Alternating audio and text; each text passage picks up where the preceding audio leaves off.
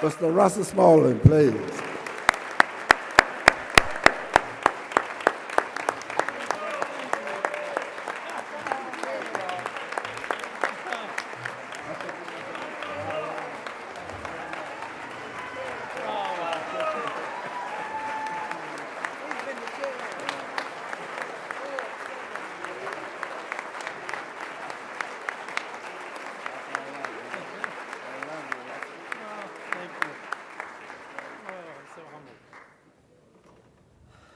Oh, wow. The singing senators. I am I'm so humbled, almost speechless. But lucky for you, I'm not. I'm usually sitting up, Dr. Dean. I'm usually sitting up here and making all kinds of jokes. I had like 10 Donald Skinner jokes. I had just a whole list of stuff, and they said, no, tonight you're going to get honored, so you need to be serious. So I am going to attempt to be serious, but I'm not very good at it. So if you laugh every once in a while, that'd be great. Thank you. I want to thank you all first of all, for supporting the Urban League. An organization that's been a part of my life for almost as long as my son's been alive. My son just turned 23, May 4th. My son's just right over there, Nick, and his lovely girlfriend, Emily, is here with me tonight.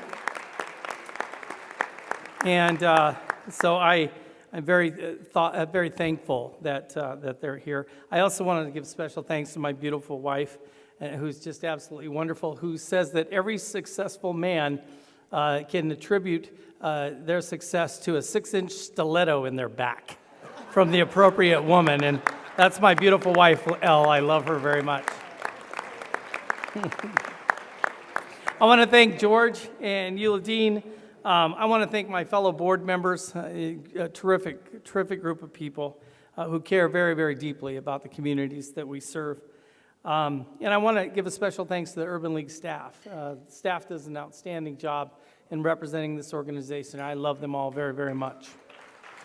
Thank you. I would be remiss in not thanking my friends at SRP. Carissa, great job on the video, holy craminy. I don't know how you did that, but that wasn't me in that rust-colored leisure suit from 1976.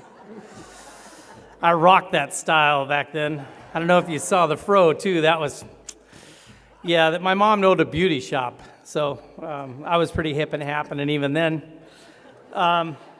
in Coeur d'Alene, Idaho. I'll get to that in a sec.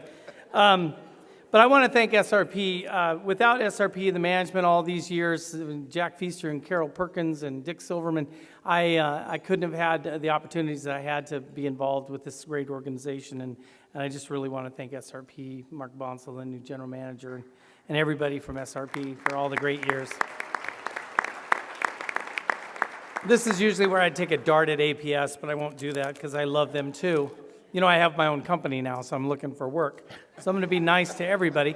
I'm not going to say anything about the banner jacket you have on in the picture, because my client, Phoenix Children's Hospital, is here, Annie Mooney from Phoenix Children's Hospital. We love everybody, though, in the hospital business. Isn't that right, Warren Whitney from Maricopa? I have a few observations that I just wanted to express for my unbelievable gratitude for being here this evening. I grew up in the 60s and 70s in a part of the country, northern Idaho, eastern Washington, that had no African Americans. We had no Latinos, we had no Jews, we had no Muslims, we had no Hindus, Buddhists, you name it, we didn't have it. We had white people, lots of white people, and some Native Americans. Well, most of the intolerance that I experienced growing up was through sheer ignorance. The people I grew up with didn't know anybody of color, not at all. And so anything that came out of their mouth that didn't make any sense to me, I mean, I grew up in a Christian household and I knew what was right, I knew what was wrong, but things that didn't make sense to me, I knew was ignorance. Because they had no understanding. They had no understanding of tolerance. They didn't know anything about it. There was no integration where I grew up. So I had no cultural understanding of what made up this great land of ours. So I had this unbelievable opportunity to come to Arizona. And when I came to Arizona in the 80s, I met people like Art Hamilton and Junius Bowman and Clovis Campbell, senior and junior, Calvin Good and Rufus Glasper and Betty Jackson. Betty Jackson one time said at an Urban League meeting when Ebonics was all the rage in Oakland. And Betty owned a couple of little places out at the airport, and very, very outstanding businesswoman. And I'll never forget the time she said to me, if any of the kids that work for me speak in Ebonics, I will slap the black off of them. which is a great testimony to the kinds of people that I got to hang out with. Because I knew I was in trouble if I got out of line. So I also got to meet so many of these great Americans. Herb Jackson was there in the early days, and I was so thankful for his counsel in those days. And when I came to Arizona in the 80s, I also got to meet great Latinos like Alfredo Gutierrez and Art Othon and Ed Pastor and Lito Pena and Jaime Gutierrez and his wife Linda and Linda Aguirre and Armando Reese and Armando Flores and one of my good friends, Victor Flores, who is retired from both SRB and APS.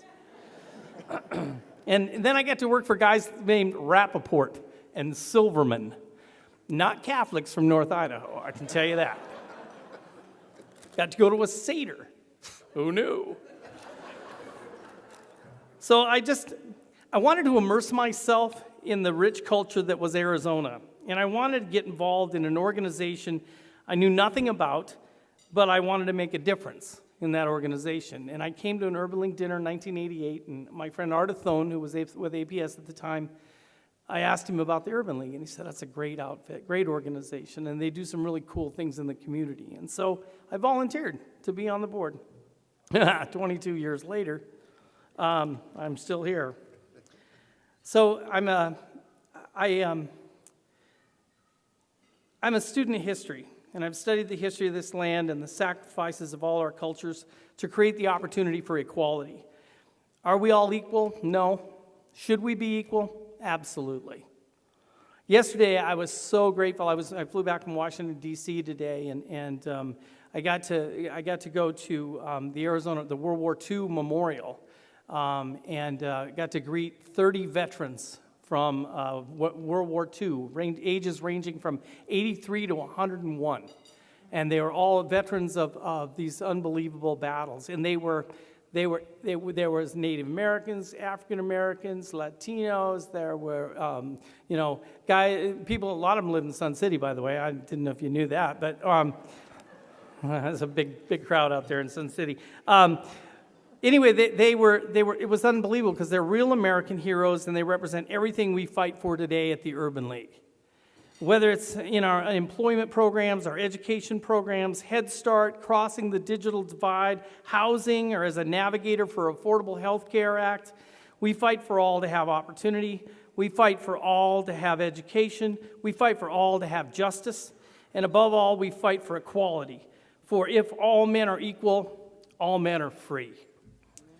All thanks to God, for whatever you do in word and deed, do all in the name of the Lord Jesus, giving thanks to God and the Father. And thank you so, so much for this very humbling experience.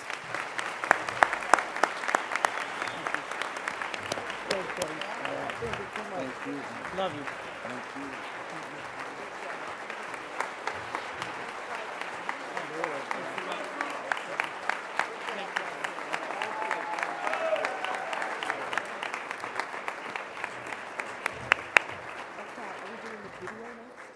No, introduce you next. Okay.